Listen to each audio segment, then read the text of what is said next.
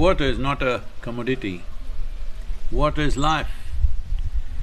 If we destroy our water resources, we destroy future generations right now.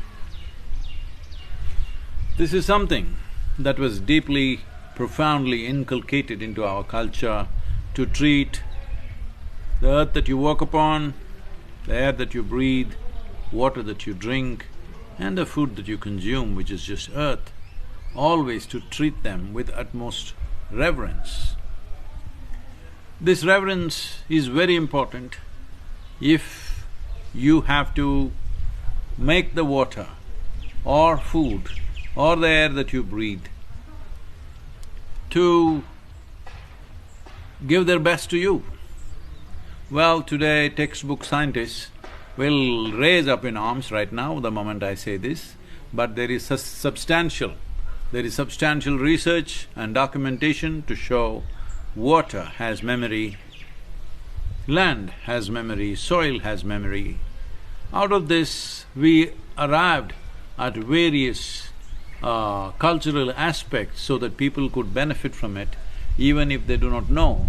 For example, in yoga it was fixed that a yogi should eat only what is grown in whatever a person can walk in a day, the distance, within that radius he must eat, because that land in some way retains your memory, and that land, what it produces, has a certain kind of cohesiveness with you.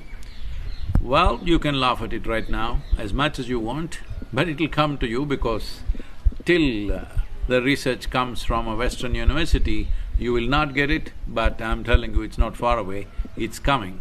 It's just on the way, the documentation is happening. But with water, there is no doubt anymore. Water is considered like a liquid computer, that it has memory and it has intelligence response.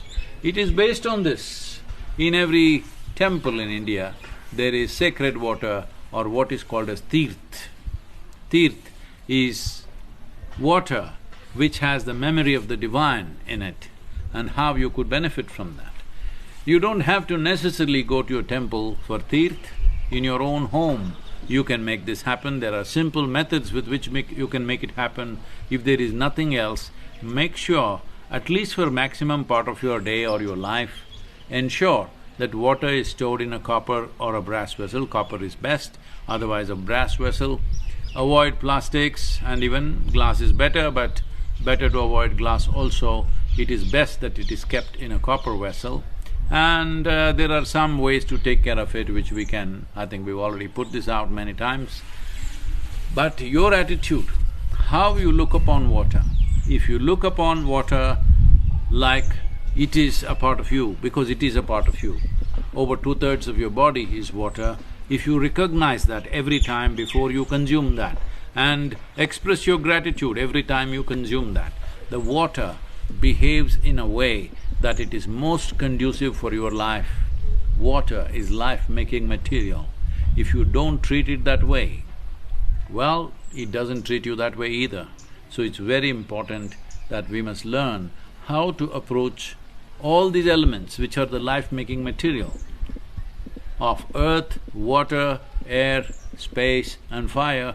All these aspects, we need to approach it with the necessary attitude of inclusion, necessary attitude of reverence, so that they do the best they can for you, especially in these modern times when there are pandemics and irrespective of age, people are having various kinds of deadly diseases like cancer, cardiac ailments and various other things.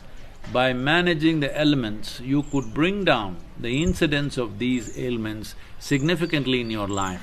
It is not like it's a cure right now, it is not like this is it.